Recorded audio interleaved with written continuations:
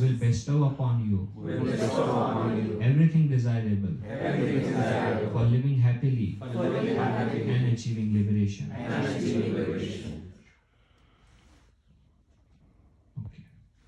So in the beginning of creation, who is speaking? Krishna is speaking. In the beginning of creation, the Lord of all creatures sent forth generations of men and demigods, along with sacrifices for Vishnu. So what did, this is about Vishnu, what did Vishnu create in the beginning? He created men and he created demigods. And he created, along with men and demigods, he created sacrifice for Vishnu.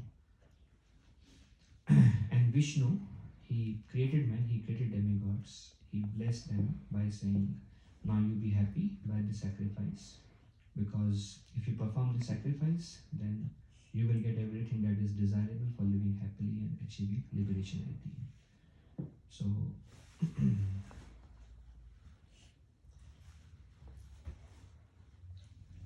who are demigods? Demigods, as the word signifies, means who are demi to God. They are demigod. Demi means, some people don't like the word demigod. Not in ISKCON. ISKCON devotees are okay. So, from Lord Vishnu comes Brahma. From Brahma comes Brahma's grandson is Kashyap Muni. And Kashyap Muni has many wives. One of the wife of Kashyap Muni is Diti, and one of the wife of Kashyap Muni is Aditi. So from Aditi comes all the demigods. So they are like great grandsons of Brahma. And in the beginning, everything comes from Vishnu. When Vishnu was there in the beginning, there was nothing existing in the universe. Only Vishnu was there. And now we have Surya, Indra, Chandra. They are all sons of Aditi. All of them. Vayu, Prithvi. They are all sons of Aditi. And then the living entities, whatever they need, the demigods will supply. Whatever we need, the demigods will supply. For example, who supplies the rain? Indra. And when will Indra supply us the rain? When we Do the sacrifice. And whom do we sacrifice? Vishnu. There is an example of Nanda Baba. He was performing sacrifice for Indra, for rain. And what did Krishna say? Krishna says sacrifice has to be performed for Govardhan. he said first for Vishnu. Adi, आपका इंतजार है माता जी. So Indra, Nanda Baba was worshipping Indra directly. Instead, Krishna wanted him to worship Vishnu. And then the incarnation of Krishna himself is Govardhan. Then they directed the sacrifice to Govardhan. So the living entities are not meant to directly perform sacrifice to devatas. And like another example given in Shastra is when we water the root of the tree, the entire tree is nourished. So when we water the root of the tree, the root of existence is Vishnu. And when we try to please Vishnu, then everything else is pleased. And they being pleased will bestow whatever is needed for you. So there is no specific need to worship demigods. And bless them by saying, be thou happy by this yajna, by this sacrifice, because its performance will bestow upon you everything desirable for living happily and achieving liberation. Basically, when we perform sacrifice to Vishnu, then whatever is desirable materially will be provided by the demigods, and we will achieve liberation also. We'll be happy in this world and we'll go back to Godhead also. If you perform sacrifice, everything will be provided. Okay, any discussion on this? What kind of sacrifice? What is sacrifice mean? So there are various kinds of sacrifice. It is said in Satya Yuga, it was meditation. In Treta Yuga, it was horse sacrifice and other. In Dwapar Yuga, it was deity worship. In Kali Yuga, it is Hari Kirtan. Krishna just specifies the word sacrifice. And what is the sacrifice? What is the sacrifice called in Sanskrit? It's called yajna. And what is the recommended sacrifice for this age? Hari Kirtan. Where is it written? Bhagwatam. Where in Bhagwatam does it say that yajna for this age is Harinam? Does anybody know the reference? Yajna for this age, sacrifice for this age. Hari Naam, Hari Naam. Last week only you showed us. Some verses. Yeah. And there is 11th canto, it comes. Krishna Varnam Krishna Krishna Sango Pangasta Pashada Yagya Sankirtana Prayajantihi Sumedasa. So Yagya means sacrifice, is Sankirtana Praya Yajantihi Sumedasa. Meda means intelligent people. So Sumeda means very intelligent people. They perform Sankirtana Yagya. This is the Yagya for this age. Alright? Okay. Anything else on this? Otherwise go to next one. Yes. Like, why this is created then? Like, if my question is, it's a little different. Like, Vishnu created everything and sent them down and told that if you do sacrifice to me, you will get everything. That you will live happily and get the liberation. Yes. So that means he sent us saying that how you will get the liberation also. Yes. But then why he sent us down? Well, he didn't send us. We came only by our own free will. But then he created the facility and showing us the way how we can go back to it. I have one class on this.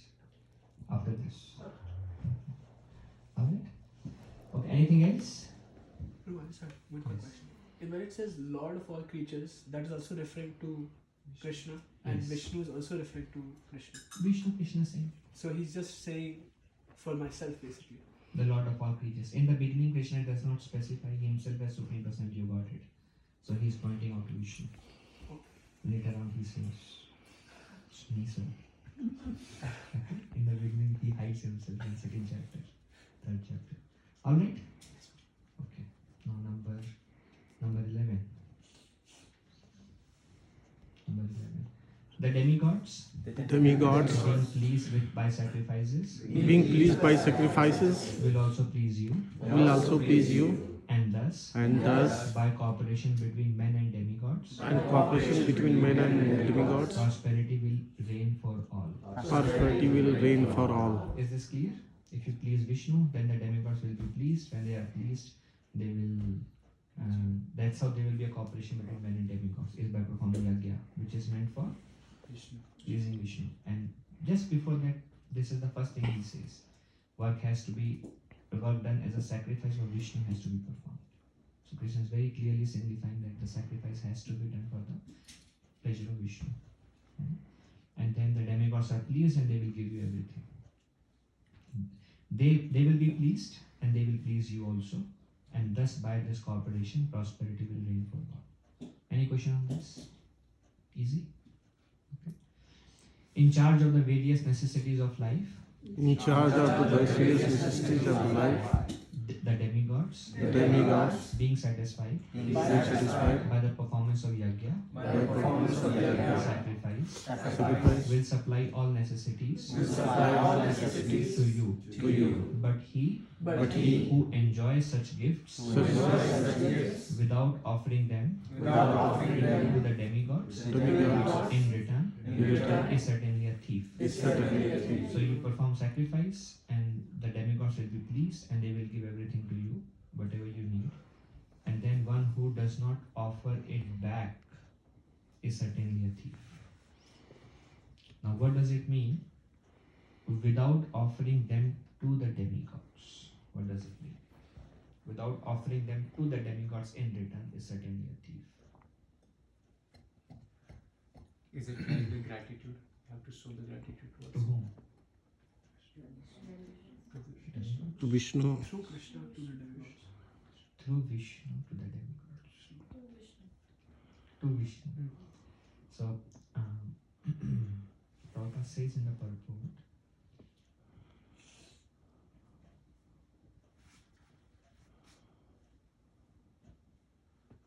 yes. For one who cannot understand what the personality of Godhead is, sacrifice to the demigods is recommended.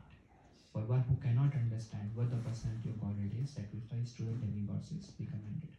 Clear? If you don't know Krishna, then at least worship demigods. But if you worship Krishna, then you're walking the route, then the demigods are by default pleased. Clear? Okay. But in the later verse, he said कि everything need to be offered to me, all the Yeah. services. Yeah. So he's establishing later on. Krishna says in 7th chapter, less intelligent people he worship demigods. Yeah. So who are demigods? Can you give some example of demigods? Shiva, Shiva is demigod. yeah, Ganesh, Sun God. Sun God, who else? Chandra, who else? Durga Devi, Huh? Agnidev, Surya. Agnidev, who else? Vayu. Who are the prominent demigods? Who people usually worship? Prominent demigods. Lord Shiva, Brahma, Shiva, Shiva, Durga, Durga. Ganesh. I think that's about it. And then there are many small ones also. Now, is Shiva a demigod? You would Yes. like to hear something about Shiva? Yes, Is Shiva a demigod? yes. How is he demigod? Shambhu Tattva, Shambhu Tattva. So, can we say that that definition of demigod is one who is not Vishnu Tattva is demigod? Can we say it like that? One who is not a Vishnu Tattva is a demigod?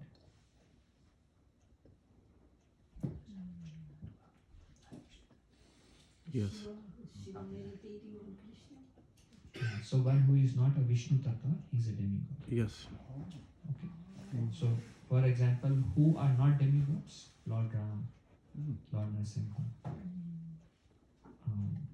Then Shakti Tattva is also not demigod. Shakti Tattva like Radharani, not a demigod.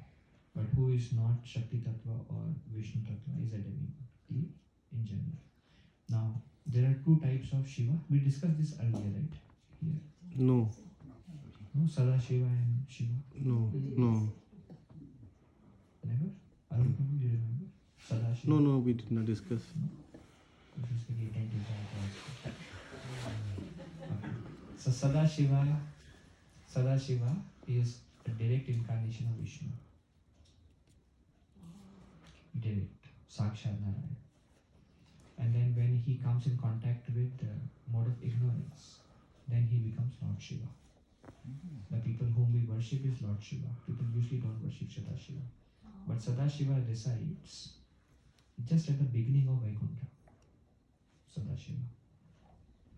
But the one who resides in Kailash is an expansion of Sada Shiva. He is Lord Shiva. So when Narayan wants to destroy, because destruction requires mode of ignorance, so when Narayan wants to destroy, he comes in contact with mode of ignorance.